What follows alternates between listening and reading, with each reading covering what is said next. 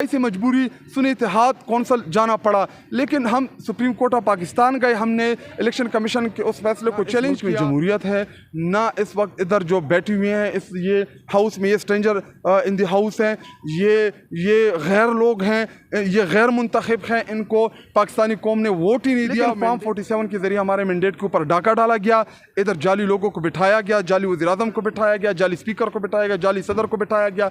अब मेरा सवाल आपसे ये है कि जिस तरह तहरीक इंसाफ के जो अरकान हैं, अरकान असम्बली, उनको उठाया जाता है, जिस तरह आप लोगों को गिरफ़्तार किया जाता है, तो क्या इसलिए आप कोई कानूनी जंग लड़ने जा रहे हैं? हाजी इम्तियाज़ को जिस तरह उठाया गया है, दीगर जो इससे पहले जो आपके लोग थे अरकान असम्बली, उनके ऊपर प्रेशर डाल, एक तो ये प्रेशर डाल कौन रहा है और दूसरा ये हो क्या रहा है? जी देखिए, सुप्रीम कोर्ट ने डायरेक्शंस दी कि जी इनको मौका दें कि ये तहरीक इंसाफ वापस ज्वाइन कर सके, बल्कि उन्होंने 39 को इलेक्शन कमीशन ने तहरीक इंसाफ में डिक्लेयर किया कि तहरीक इंसाफ के मेंबर्स हैं, 41 को इंडिपेंडेंट डिक्लेयर किया।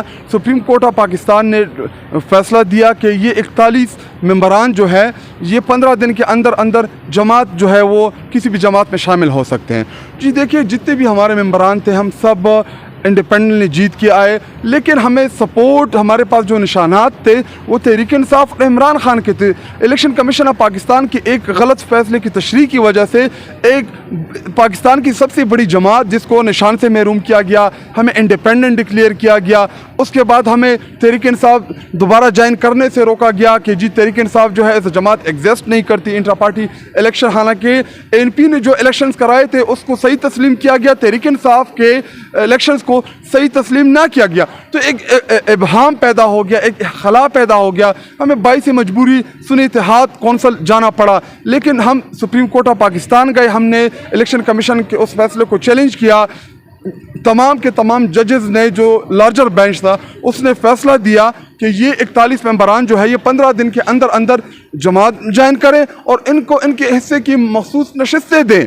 लेकिन होता क्या है कि जब नोटिफिकेशन आते हैं तो हमारे उन मेंबरान को प्रेशराइज किया जाता है, उनको ऑफ़र दी जाती है उनकी वफादारियाँ तब्दील करने के लिए। और आप जो ये सवाल कर रहे हैं कि कौन कर रहा है, क्यों कर रहा है, तो इसका बड़ा सिंपल ही जवाब है कि इस मुल्क में ना रूल ऑफ लॉ है, ना इस मुल्क में जमहूरियत है, ना इस वक्त इधर जो बैठे हुए हैं इस ये हाउस में, ये स्ट्रेंजर इन द हाउस हैं, ये गैर लोग हैं, ये गैर मुंतखब हैं, इनको पाकिस्तानी कौम ने वोट ही नहीं दिया। मैंडेट वोट तहरीक इंसाफ को पाकिस्तानी कौम ने दिया 8 फरवरी को 2/3 मेजॉरिटी से। हमें अवाम ने किचन के निशानों के ऊपर, इंडिपेंडेंट निशानों के ऊपर हमें इस मुल्क को चलाने का इख्तियार दिया, लेकिन फॉर्म 47 के ज़रिए हमारे मैंडेट के ऊपर डाका डाला गया, इधर जाली लोगों को बिठाया गया, जाली वज़ीर-ए-आज़म को बिठाया गया, जाली स्पीकर को बिठाया गया, जाली सदर को बिठाया गया। वही सब मिल के और उनके सहूलतकार मिल के अब उनकी ख्वाहिश है कि हम कैसे किसी ना किसी तरीके से इस ईवान के अंदर उन मेंबरान को अपने पार्टीज़ में बज़ोर बाजू शामिल कराएं ताकि इनकी मेजॉरिटी जो है वो इधर बहाल हो सके। इस टाइम तहरीक इंसाफ पार्लियामेंट के अंदर सबसे बड़ी सियासी जमात है, तादाद के लिहाज से, वोट के लिहाज से, और इनके पास अखलाकी जवाज़ ही नहीं है हुकूमत करने का।